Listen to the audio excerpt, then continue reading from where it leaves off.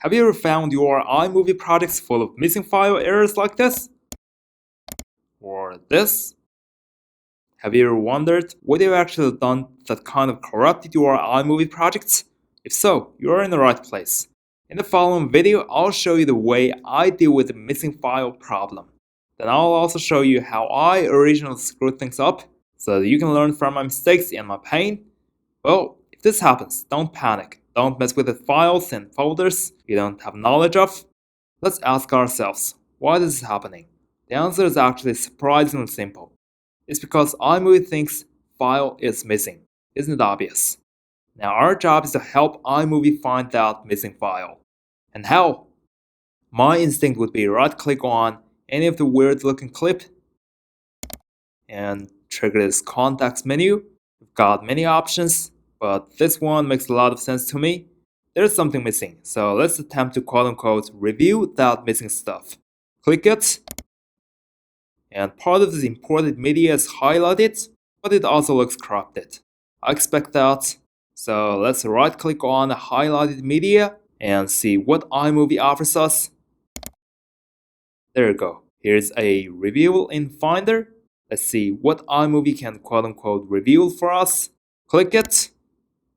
Alright, apparently iMovie fails to reveal us anything, but it offers a couple of possible solutions. This fixed alias makes more sense to me because I need to link or bridge the gap between the real media file and the iMovie's ghost clips. Finally a breakthrough.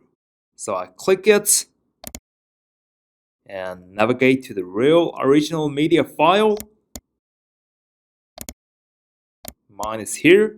You're supposed to have a copy of yours. If not, I guess there are not many people who is able to help you. So I choose it and click open. Well, I hope you have sorted out your issue at this point, but obviously things didn't go smooth for me. I got an error message that doesn't look helpful. Okay, and cancel. Let's try something else. Now, why don't you just drag and drop the media file right above iMovie's imported media area. Make sure in your iMovie application, the My Media or Imported Media or similar kind selected. Make sure you can see these weird looking clips. Then go to the Finder window and drag and drop above here. Whoa, fantastic. The clips finally look normal now. And so are the imported media files. And I'm going to do some health check.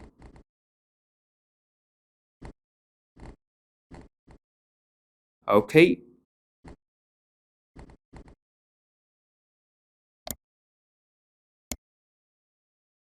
Fantastic. The clips finally look normal now. And so are the imported media files. Here's the progress. Just double click. Select the first. Okay, I've solved my problems. Hope you have too. Alright, in the rest of the video I'll show you what I did wrong that ended up messing up the project. So let's have a look at this case study. This is what I have. We'll discuss in more details about it. Firstly, I'm using such an external hard disk that is formatted in this type of file system. So why does it even matter? It is an old file system and makes the hard disk unable to store any file larger than 4 GB. So how do you know which file system is applied? It's simple. You can find it out from the disk utility.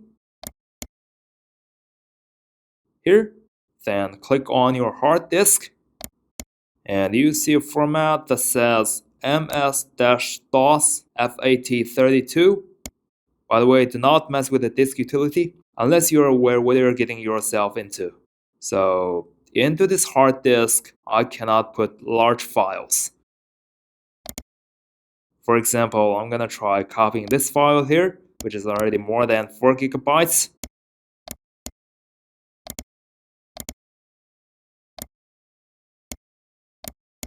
into this hard disk. If I drag and drop it here, I get an error that says too large. Okay, this is my external hard disk.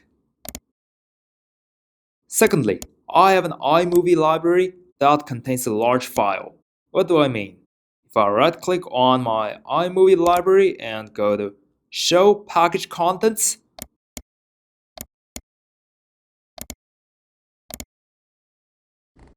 then in my specific case, I can find a file larger than 4 gigabytes residing in my iMovie library. As always, do not mess with the iMovie library contents. Read only, read only, read only.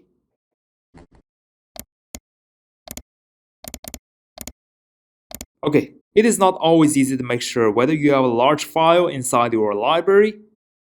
We can have some clue from the file size, but it doesn't mean a lot logically and mathematically. We can figure it out. Simply drag and drop the library file into the hard disk. If you get this error message that says too large, then your library must have a large file. Alright, under these two conditions, I'll attempt to move each project of the library into the external hard disk. In other words, I'm going to move a large library into the hard disk that doesn't support large files. Let's see what will happen. As we learned in the previous tutorial, open up the library, select the source library, create the destination library. Let's say here in my external hard disk. Let's name it fail. I'm sure it's gonna fail. I'm going to move this project to the new fail library.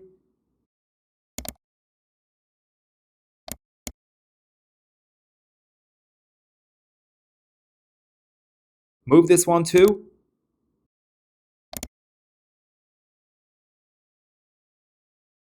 Move the next one.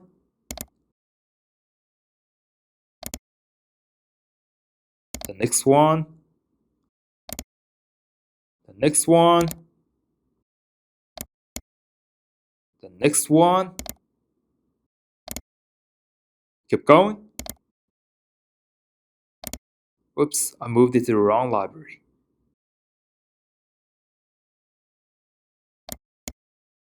Here. I wanted to go here.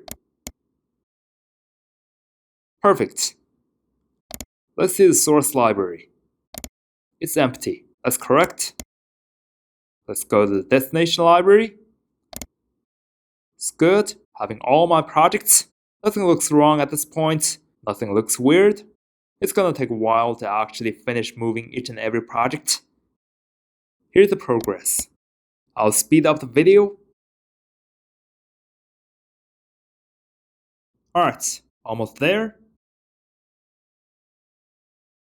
Alright, finished. Nothing looks wrong at this moment.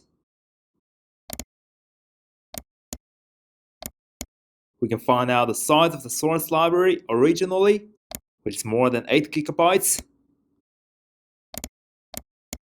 The destination library is less than 3 gigabytes. Seems the entire library has been shrunk by more than 5 gigabytes, but it is not a good sign in my case. I'm pretty sure my library contains a file larger than 5 gigabytes. Now, what is wrong? Now let's close the iMovie application.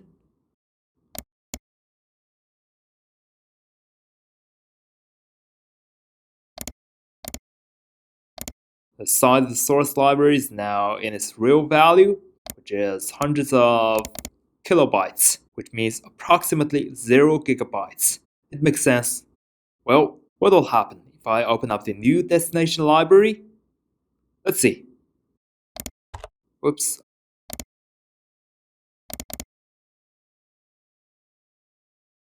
Did you see that? Missing file. See? Did you see that? Alright, This is pretty much how I screwed up my projects. I moved the projects with large files into the hard disk that does not support large files. So how to prevent this kind of mistake? Make sure you're using a hard disk not formatted with an old file system, but with something like Mac OS something. And by the way, and think twice if you want to format your old hard disk because you will end up losing everything on it. Just get a new one and dedicate it for the use of Mac OS only. That's it. Hope this video helps. Thanks for watching. Peace.